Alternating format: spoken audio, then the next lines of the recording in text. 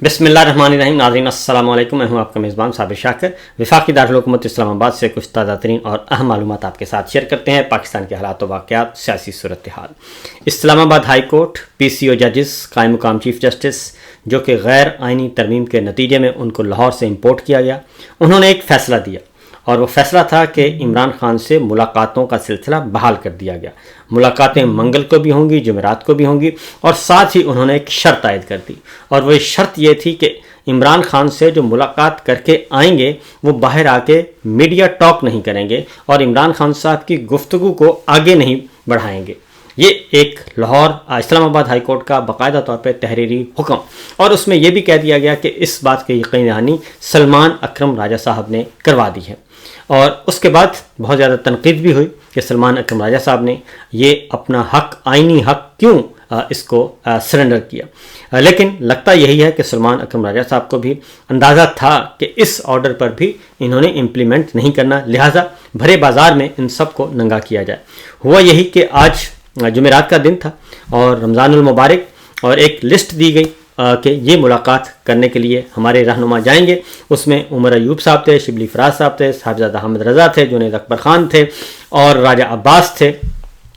इस तरीके से ये सब के सब रहनुमा गए और इन्होंने मुलाकात करना थी, लेकिन अडयाला जेल के हुक्काम ने मुलाकात नहीं करने दी। इस तरीके से कायम मुकाम चीफ जस्टिस और जस्टिस आज़म ख़ान जो कि इनके अपने अपॉइंट करता हैं और इन्होंने ख़ुद तकर्री की और PCO के तहत उन्होंने हल्फ उठाया हुआ है, तो उन्होंने PCO की उस ऑर्डर को भी जेल हुक्काम ने, अडयाला के जेल के सुपरिटेंडेंट और डिप्टी सुपरिटेंडेंट ने नहीं माना और इमरान खान साहब से मुलाकात नहीं करने दी। ये एक अज़ खुद एक बहुत बड़ा एक मजाक है। मेरा ख्याल है कि जस्टिस डोगर साहब को अपनी औकात कार का अंदाज़ा हो गया होगा कि किस तरीके से ऑर्डर्स को बेतौकीर किया जा रहा है। और यही कुछ दीगर जो अगवा होते हैं, सहाफ़ियों को उठाया जाता है, सियासी कारकुनान को उठाया जाता है, वह जब इस्लामाबाद हाई कोर्ट से रजू करते हैं तो इस्लामाबाद हाई कोर्ट के PCO जज साहिबान कोई ऑर्डर पास नहीं करते और वो कहते हैं, राजा मिन्हाज साहब ने कहा कि मैं कोई ऐसा हुक्म नहीं दूंगा कि जिस पे अमल दरामद ना करवा सकूं। तो जो उमर अयूब साहब ने क्या कहा ज़रा सुनिए। अदालत का ऑर्डर था कि यहाँ पे वज़ीर आज़म इमरान खान साहब से मुलाकात के बाद हमने प्रेस कॉन्फ्रेंस नहीं करनी, कहीं और जाके हम लोग बातचीत कर सकते हैं।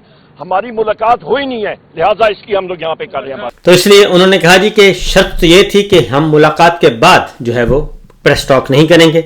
चूँकि हमारी मुलाकात नहीं हुई इसलिए हम ये प्रेस टॉक यहाँ पे कर रहे हैं। और उसके बाद अगली गुफ्तगू क्या की सुनिए ज़रा। नेशनल असम्बली, सेनेट, राजा नासिर अब्बास साहब, जुनैद अकबर साहब कर चुके हैं। मैंने सिर्फ आज मुबारकबाद पेश करनी थी लार्जर बेंच के तीनों ऑनरेबल जजेस को कि मुबारक हो। जिस तरीके से आपकी इज़्ज़त अफजाई आज अडयाला के स्टाफ ने, सुपरिटेंडेंट ने और डिप्टी सुपरिटेंडेंट ने की है, उम्मीद है कि बेइज्जती कुछ आप महसूस करेंगे। मैं आपको, चूँकि हम तो पार्लियामेंटेरियन हैं, हम तो किसी ना किसी तरीके से इंशाल्लाह किसी ना किसी कमेटी में बुला के ये हिसाब पूरा कर ही लेंगे, हम तो नहीं जाने देंगे इस मामले को। लेकिन मैं जो लार्जर बेंच था उसके तीनों जजेस को आज मुबारकबाद पेश करता हूँ। सरे बाज़ार आपके फ़ैसले की जो बेतौकीरी की गई है और आपकी जो बेइज्जती की गई है, आप मेरी तरफ से उसके ऊपर मुबारकबाद कबूल करें। मुझे उम्मीद है हम कंटेम्प्ट फाइल करेंगे, उसके फाइल करने के बाद शायद आप अपनी इज्जत करवा सकें, जिसके मुझे बहरहाल आसार नज़र नहीं आते कि एक हाई कोर्ट के लार्जर बेंच से एक मुलाजम अडयाला जेल का सुपरिटेंडेंट या यहाँ पर बैठा हुआ कर्नल साहब या यहाँ पर बैठा हुआ डिप्टी सुपरिटेंडेंट साहब, वो जनाब आपसे ज़्यादा ताकतवर है। ये रियलिटी है, रिटन ऑन द वॉल है, और ये वो पाकिस्तान है जिसके बारे में मौजूदा हुकूमत और तमाम लोग कहते हैं कि डेमोक्रेसी जनाब बड़ी शद्दोमत के साथ जा रही है। बहुत शुक्रिया जी। उसके बाद जनाब अगली मुलाकात, अगली गुफ्तगू की की है जुनैद अकबर खान साहब ने।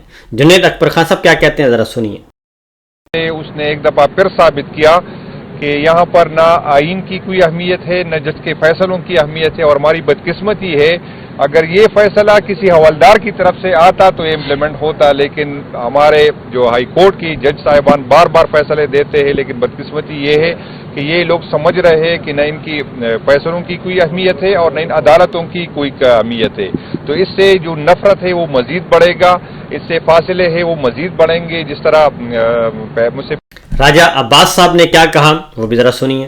دنیا کے سارے ظالموں کی تاریخ پڑھیں، فرعونوں کی تاریخ پڑھیں، جتنے بھی دنیا کے بڑے بڑے قاتل تھے ان کی تاریخیں پڑھیں، ظالموں کی تاریخیں پڑھیں، بالآخر ان کا انجام کیا ہوا. قرآن بھی یہی کہتا ہے، مکافات عمل کی بھی یہی باتیں قوانین ہیں کہ خداوند متعال کو ظلم پسند نہیں ہے. وما ربک بظلام للعبید، خدا اپنے بندوں پر ظلم کرنے والا نہیں ہے، ظلم پسند نہیں کرتا ہے. کسی کو اس کا حق نہ دینا ظلم ہے، اس کو اس کے رائٹ اور حقوق سے محروم کرنا ظلم ہے. اور اس وقت پاکستان تو آج تمام رہنماؤں نے اس طریقے سے گفتگو کی، اور شبلی فراز صاحب لیڈر آف اپوزیشن سینٹ وہ کیا کہتے ہیں ذرا سنیے. عدالت نے یہ فیصلہ دیا تھا تو میں صرف اتنا کہوں گا کہ یہ جو اس فیصلے کو نہ مان کر اس پہ عمل درآمد نہ کر کے ہماری بے عزتی نہیں ہوئی ہے، خان صاحب کی بے عزتی نہیں ہوئی ہے، یہ ان ججز کی بے عزتی ہوئی ہے، یہ اس ادارے کی بے عزتی ہوئی ہے جس کو کہ ہم جوڈیشری کہتے ہیں.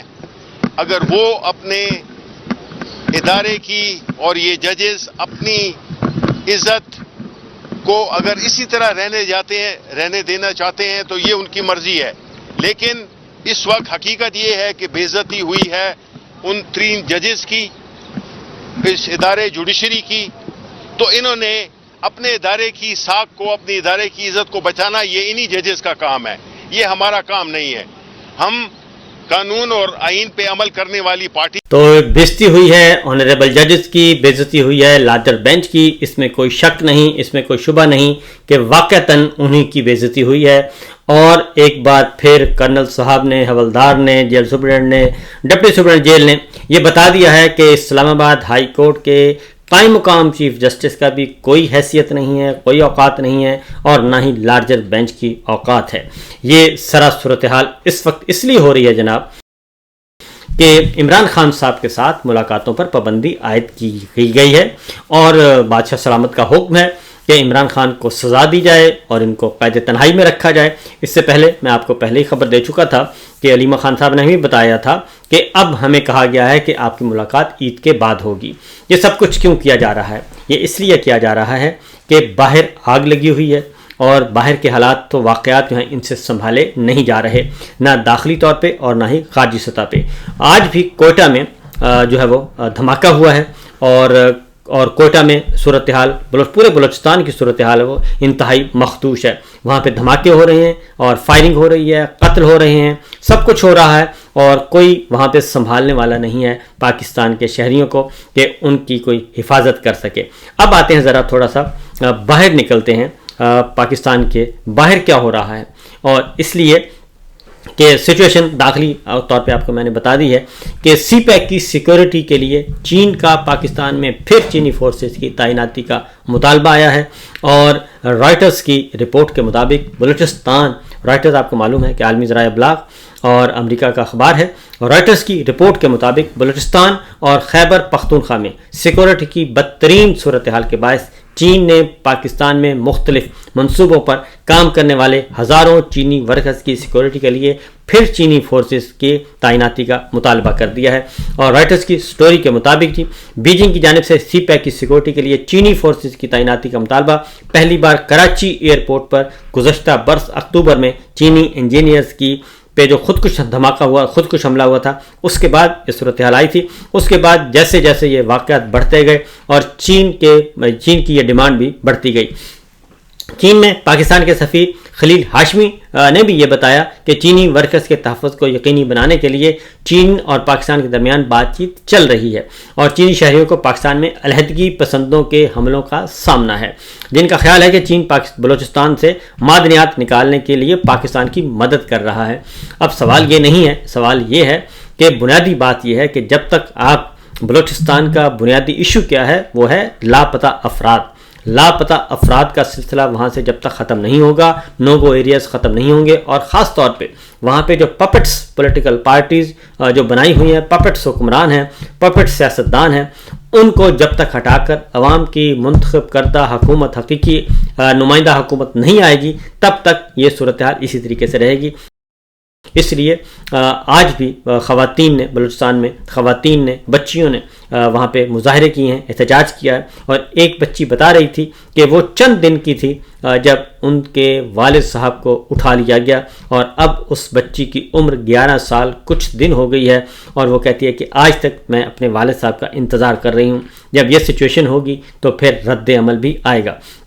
اگلی اسی سلسلے میں جو رائٹرز کی سٹوری ہے جی، اس میں انہوں نے کہا کہ جی یہ علیحدگی پسندوں کا خیال ہے، تو علیحدگی پسندوں کو کچلنا اور علیحدگی پسندوں کو جو ہے دہشت گردوں کو کچلنا یہ ریاست کا کام ہے، یہ میرا اور آپ کا کام نہیں ہے، اور سیکورٹی فورسز کا کام ہے۔ آگے جی رائٹرز کے مطابق خلیل ہاشمی نے چین کے صوبے باؤ اور ہیمن میں فورم کے ساتھ مختلف گفتگو کرتے ہوئے کہا کہ چینی شہریوں کا تحفظ ہماری قومی ذمہ داری ہے جسے نبھانے کی پوری کوشش کر رہے ہیں۔ انہوں نے تسلیم کیا کہ سیکورٹی صورتحال گھمبیر ضرور ہے، لیکن دونوں ممالک مل کر دہشت گردی کا مقابلہ کرنے کے لیے تیار ہیں، اور دونوں مل کر اس کو شکست دیں گے۔ اور حکومت کی انہی تفل تسلیوں کے باعث چین نے سی پیک منصوبوں میں سرمایہ کاری روک رکھی ہے اور اپنی ترجیحات بھی تبدیل کر لی ہیں۔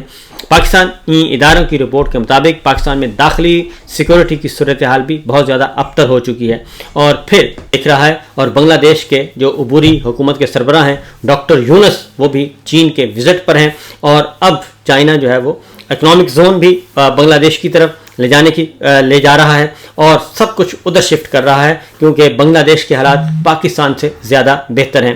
یہ سچویشن جو ہے یہ چل رہی ہے، اور پاکستان اس وقت عالمی تنہائی کی طرف بڑھ رہا ہے، اور ریجنل سطح پہ بھی پاکستان کا کوئی پرسان حال نہیں ہے، اور جو ہے عالمی سطح پہ بھی پاکستان کا کوئی پرسان حال نہیں۔ جو سب سے بڑی خوشخبری دی جا رہی ہے وہ ہے کہ جناب IMF کا پروگرام جو ہے وہ منظور ہو گیا ہے، قسط اگلی آ رہی ہے، اور اس میں بڑے جو ہے وہ مبارکبادیں دی جا رہی ہیں کہ فلاں وزیر کی مبارکباد ہے، فلاں وزیر کی کاوش ہے، اسحاق ڈار صاحب کی کاوش ہے، وزیر خزانہ کی ہے، آرمی چیف کی ہے، سب کی کاوشیں ہیں، لیکن حقیقت یہ ہے کہ IMF نے اپنی تمام شرائط منوا کر یہ قسط جو ہے وہ جاری کرنے کا فیصلہ کیا ہے، اور اس میں کسی قسم کا کوئی ریلیف جو ہے وہ نہیں دیا جائے گا۔ جو ریلیف انہوں نے مانگے تھے وہ ریلیف نہیں دیے جا رہے، بجلی سستی کرنی تھی نہیں کی جائے گی، ریئل اسٹیٹ میں انہوں نے ٹیکس کی مراعات کا اعلان کرتا تھا، انسینٹیو دینے تھے وہ نہیں دیے جائیں گے، یہ سب کچھ کیا جا رہا ہے، اور اب صرف بجلی کی جو قیمت ہے وہ محض 1 روپیہ جو ہے وہ بڑھے گی،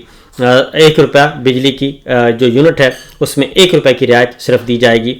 یہ ساری صورتحال ہے۔ دوسری جانب جو صحافی ہیں، خواہ وہ فرحان ملک ہیں یا وحید مراد ہیں، وہ بدستور جیل میں ہیں، اور ان کے فیصلے محفوظ کر لیے گئے ہیں، اور ایک کے بعد ایک مقدمہ درج کیا جا رہا ہے، اور ان کو پابند سلاسل رکھا ہوا ہے۔ ماضی میں شہید اشرف شریف کا مذاق اڑانے والے جو ہیں ان کو میں صرف اتنا کہوں گا کہ وہ جب شہید اشرف شریف کو ظلم و ستم کا نشانہ بنایا گیا اس وقت، اور پھر عمران ریاض کے ساتھ جو کچھ ہوا، پھر ہمارے ساتھ جو کچھ ہوا، یہ جو بھی اس وقت مذاق اڑا رہا تھا وہ سب اس وقت زیر عتاب ہیں، لیکن ہماری دعا ہے کہ اللہ تعالیٰ ان کی مشکلات آسان کرے، اور میں اس وقت بھی کہوں گا کہ یونٹی جو ہے وہ شو کرنی چاہیے اور مذاق نہیں اڑانا چاہیے۔ فی الوقت اتنا ہی، اجازت دیجیے، اللہ حافظ۔